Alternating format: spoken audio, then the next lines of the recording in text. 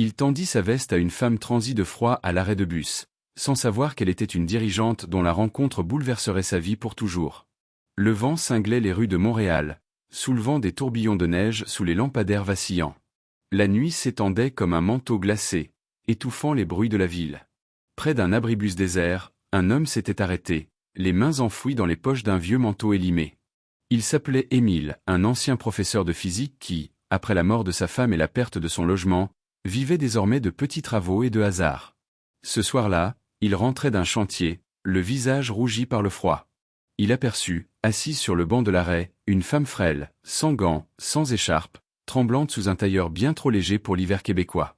Les voitures passaient sans s'arrêter, et elle semblait seule dans un monde pressé.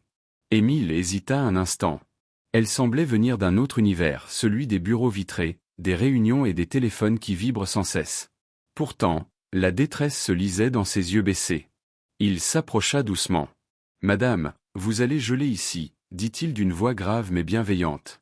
La femme leva la tête. Ses yeux gris étaient remplis de fatigue. « J'attends un taxi », répondit-elle faiblement. Émile retira sa veste épaisse, la seule chose vraiment chaude qu'il possédait. « Prenez-la », insista-t-il. « On ne laisse pas quelqu'un mourir de froid pour un taxi. » Elle voulut refuser, gênée, mais ses doigts tremblaient déjà trop. Il posa simplement la veste sur ses épaules et recula. « Vous la laisserez au café du coin, si vous voulez. »« Ou pas. Peu importe. » Le bus arriva, éclairant un instant son visage ridé et son regard paisible. La femme Adèle, directrice d'une grande société technologique, resta immobile, émue sans comprendre pourquoi. Quand elle voulut le remercier, il avait déjà disparu, avalé par la neige et la nuit.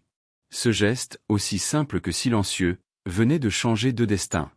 Le jour se levait lentement sur Montréal, enveloppant la ville d'une lumière pâle et glaciale. Dans son vieux camion stationné au bord d'un terrain enneigé, Émile s'éveilla en frissonnant. Son souffle formait de petits nuages dans l'air.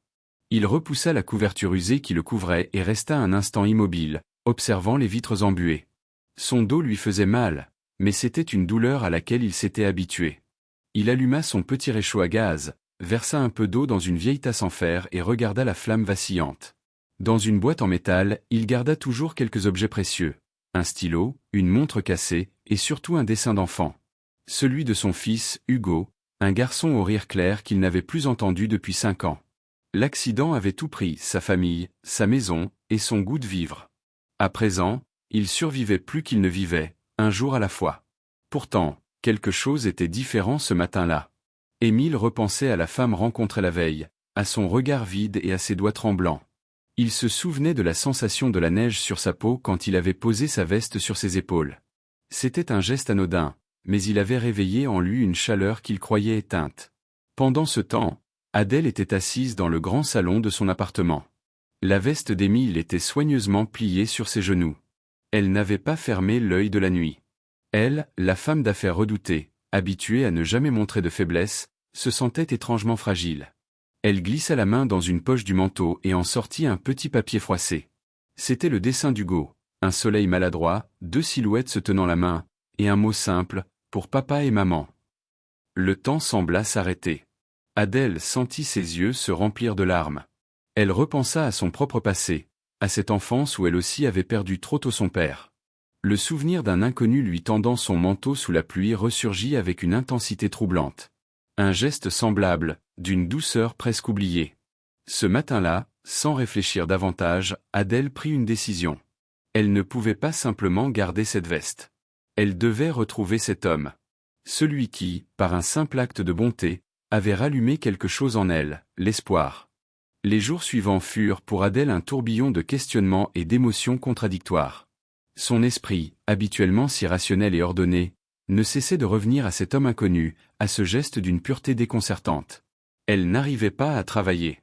Ses collaborateurs la trouvaient distante, absente. Pour la première fois depuis des années, elle laissait son cœur guider ses actes. Un matin, elle décida de suivre son instinct. Elle retourna à l'arrêt de bus où tout avait commencé. Le sol était déjà dégagé, la neige fondue ne laissait que des flaques sombres. Elle interrogea le chauffeur, le café du coin, quelques passants. Personne ne semblait connaître cet homme à la barbe grisonnante et au regard bienveillant. Pourtant, elle refusa d'abandonner. Jour après jour, elle sillonna les quartiers plus modestes de Montréal, écoutant, observant, cherchant un visage familier. Ce fut après une semaine qu'elle le vit enfin. Près d'un centre communautaire, Émile aidait un groupe de sans-abri à décharger des boîtes de nourriture. Son vieux manteau usé était remplacé par un simple pull, et ses mains étaient couvertes de gants troués. Adèle s'approcha doucement, le cœur battant. « Bonjour, dit-elle d'une voix tremblante. Vous vous souvenez de moi ?» Émile leva les yeux. Il mit quelques secondes avant de la reconnaître. Un sourire discret se dessina sur son visage fatigué. « Ah, la femme à la veste. Vous avez l'air d'aller mieux. » Elle hocha la tête, incapable de répondre tout de suite. Puis, sortant le dessin de sa poche, elle le lui tendit. « Je crois que ceci vous appartient. » Émile prit la feuille avec une lenteur respectueuse. Ses yeux s'embuèrent. Il resta un moment silencieux, le papier tremblant entre ses doigts. « Je croyais l'avoir perdu, murmura-t-il.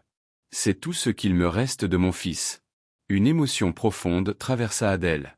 Sans vraiment réfléchir, elle proposa. « Venez avec moi. J'ai besoin de quelqu'un comme vous. Quelqu'un qui sait ce que signifie donner sans attendre. » Émile la fixa longuement, intrigué.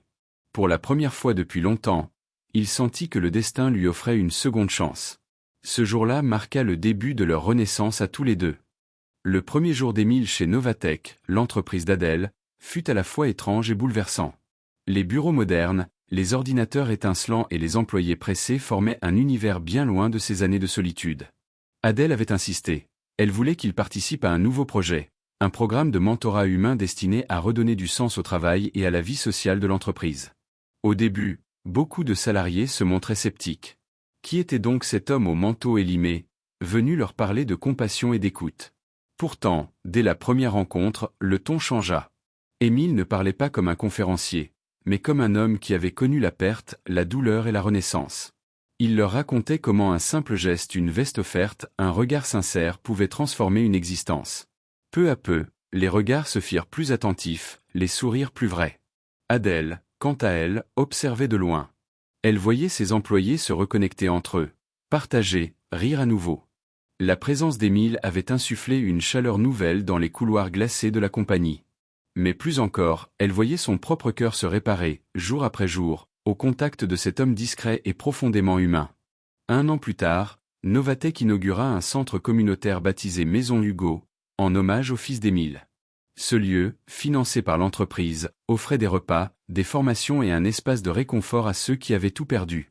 Lors de la cérémonie, Émile prit la parole, les mains légèrement tremblantes. « Je n'ai pas retrouvé mon fils, dit-il d'une voix chargée d'émotion. Mais j'ai retrouvé quelque chose d'aussi précieux, la foi en l'humanité. Et c'est grâce à vous, Adèle. » Des applaudissements sincères éclatèrent. Adèle s'approcha de lui, les yeux humides, et lui prit la main. Dans ce geste simple, tout était dit, la gratitude, le respect, et ce lien invisible né d'un soir de neige. Leur destin, unis par un acte de bonté, avait trouvé enfin leur accomplissement. Et dans la lumière douce du soir, on aurait juré voir 2 âmes renaître ensemble.